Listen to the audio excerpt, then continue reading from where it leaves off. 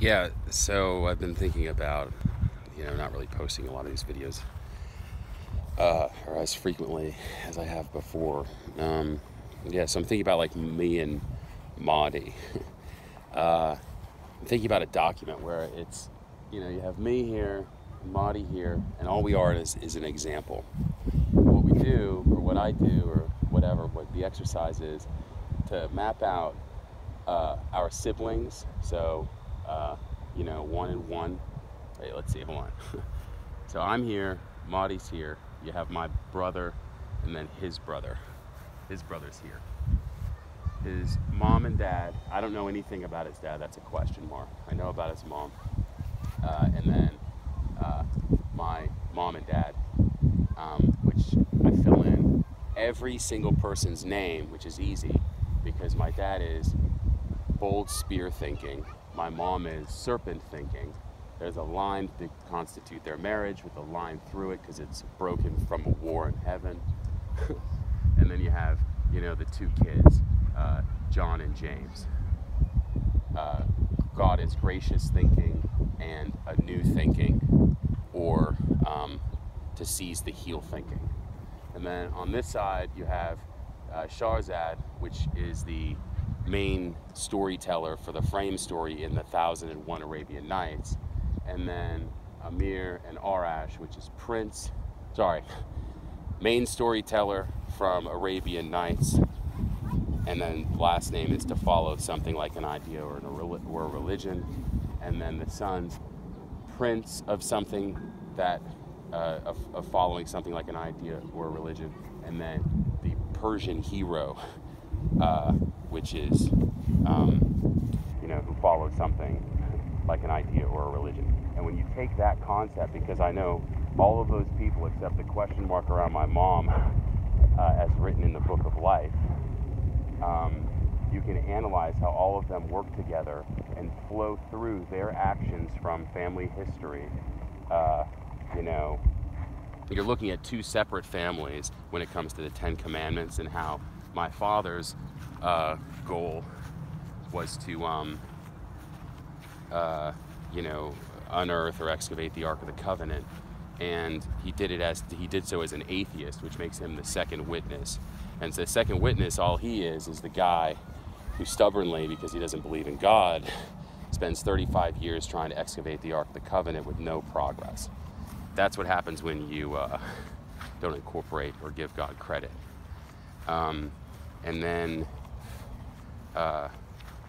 let's see, so that iniquity, his atheism, filtered down to my brother and me. We both had separate hyper-religious journeys. His is documented in a book by my mom. Serpent thinking means that it's mental illness, not divine intervention.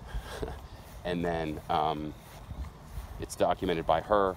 His story's down, and it shares the same intro themes, the testimony of Jesus Christ, which just means God had a story to reintroduce, like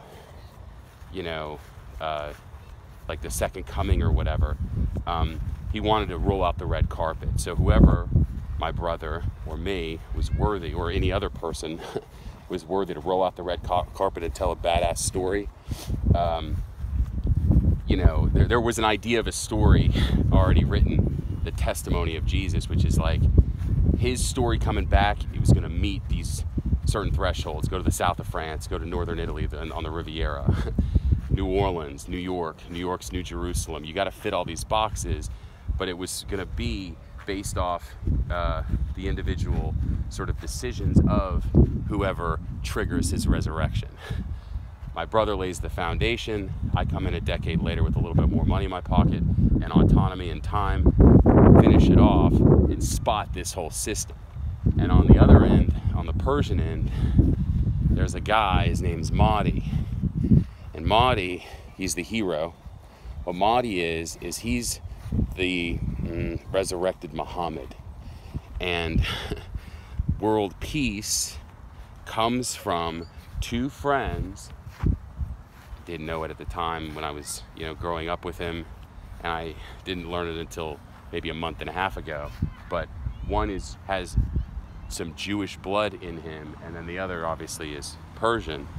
But to not know that and then sit down as former debate partners, or debaters on the same debate team, to look at this example and show on his side with a fresh set of eyes, that connection from his dad, his mom, his brother, himself. And if he had unlimited time, and he really drilled down to who he is as a person after he got past all the stuff, I want to travel here, eat here. He's actually already done, he just left the Ukraine. Like, when I say that, I don't mean saying like he's connected to the Ukraine. He's Persian living in Texas.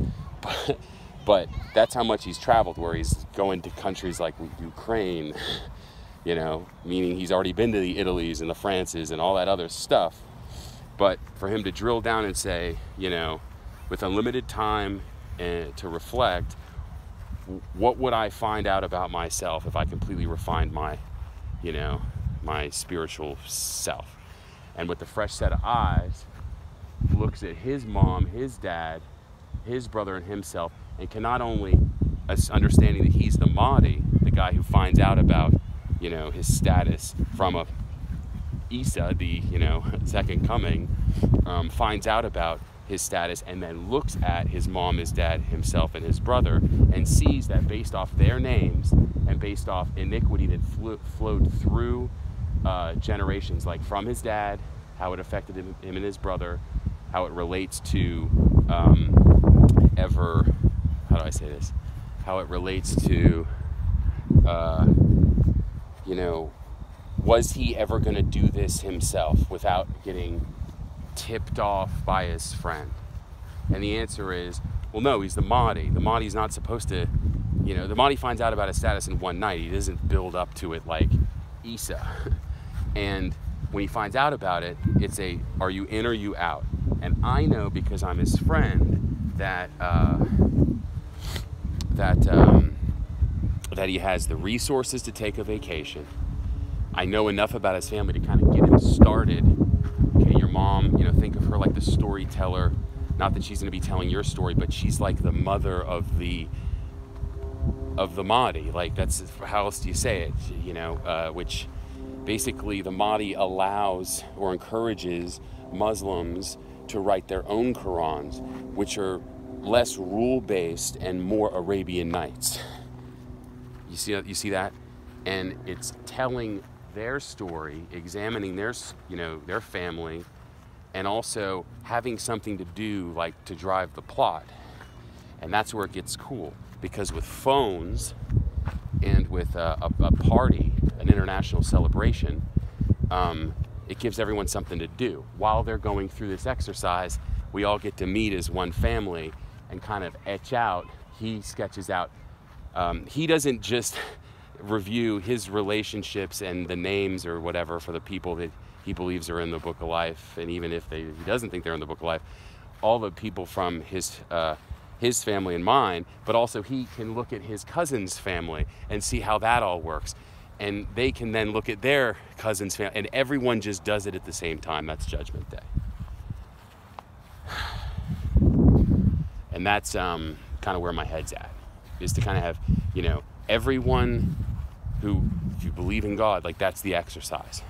And it's to unlock, who you are in relationship to your parents, your siblings, cousins, whatever, based off how your name fits.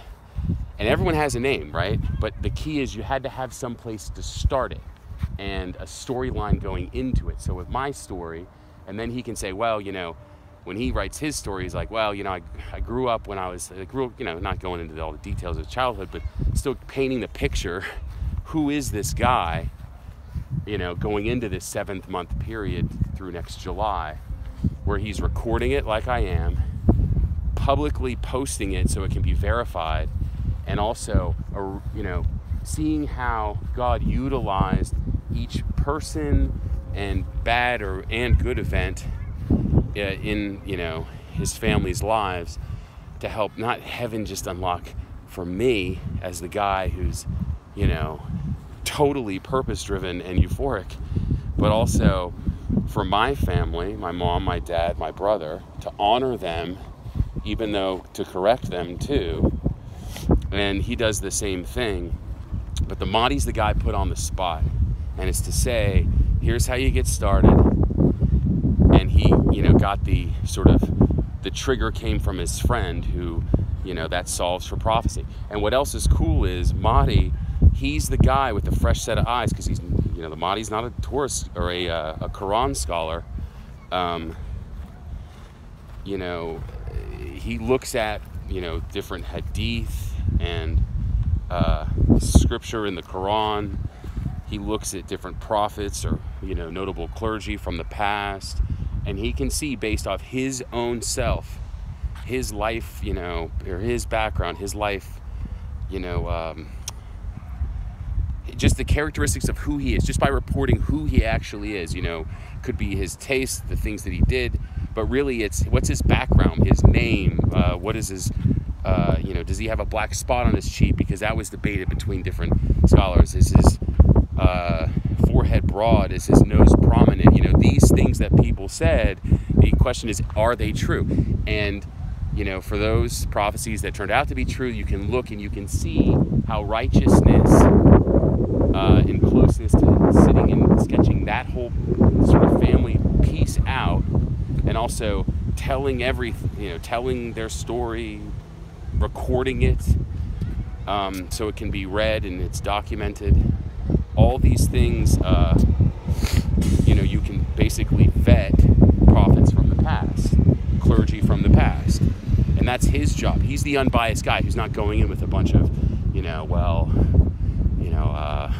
he's got all these ties to, we call it like Babylon, which Babylon is just the system that doesn't work, that we all know is broken. The one that doesn't involve this. He doesn't have anything pulling at him, power influences of power and shit like that. It just breaks through the entire structure. And what's cool about Iran is, it's the only,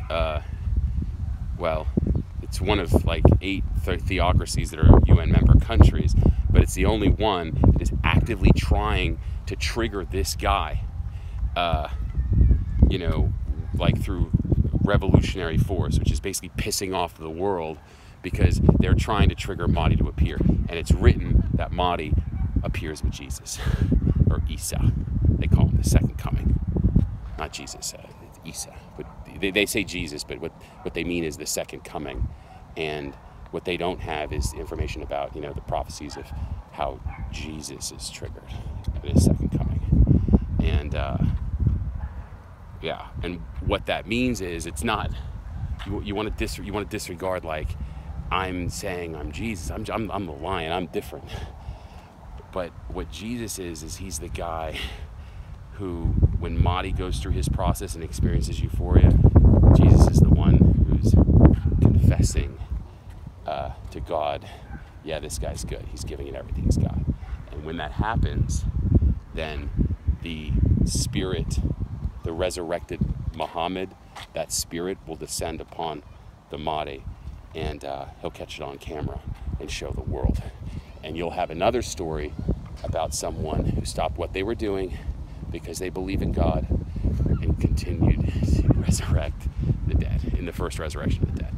And I know, I'm not God, so I don't know, but it makes sense that given who he is right now, like he's got a wife and a young child, but Muhammad, when he had his first revelation, had a wife that he went back to, and freaked out. She's like, no, you wouldn't be led astray. And hopefully his wife can see parallels between herself and Muhammad's wife, and then everything just sort of makes sense, and they realize, oh my God, this is real. Yes, it's real. And then their family and friends can all see how they're related, and everything just goes like wildfire, at least from a Persian standpoint. And then when there's eyes on this, then just by the nature of there being eyes on it, then you incorporate my dad with the ark, and then my mom with the medical researchers looking for the connection between spirituality and physical health, or spirituality and any health. But of course, if they were the ones that solved the connection between spirituality and any health, then you would be looking to them as if they were Mahdi and Isa. And then my mom, who has had you know, if you read my mom's book about my brother's journey, she paints a pretty picture of herself. And what she doesn't do is admit all of her flaws and sort of sins from the past. And if that were to have occurred, if she were to have figured out spirituality and health without resolving her sins from the past, then she would be telling everyone as like the Mother Mary kind of figure, and it would all be a lie because she's no Mother Mary. And the same thing with my father. But for me, I'm the guy who writes my book about my family, and I unleash all, you know, or unveil all the dirt on myself, them, and my brother. He's righteous. Remember, his name means God is gracious thinking. His stuff's not that bad. I mean, he stole something, and he did a lot of things when he was on his journey to survive. But you know, it's not like throwing girls in the garbage or, you know, stealing money like me, or, you know, theft runs in my family. We'll just put it that way. All right. So anyway, but my dad talks more about that in the book. So yeah, so that's what I got. I think about these things. We'll see what Marty has to say. And if he says, and the cool thing is, I mean, he's going to say yes, but it may take him a little time. But the cool thing is I don't care, because if he says no, there's no other Persian that I trust. And that means Isa does not show up with Mahdi, and that all of Islam is false. And it's fucked. But he knows he's the king of that country. So God's a fucking joke. Thanks, guys.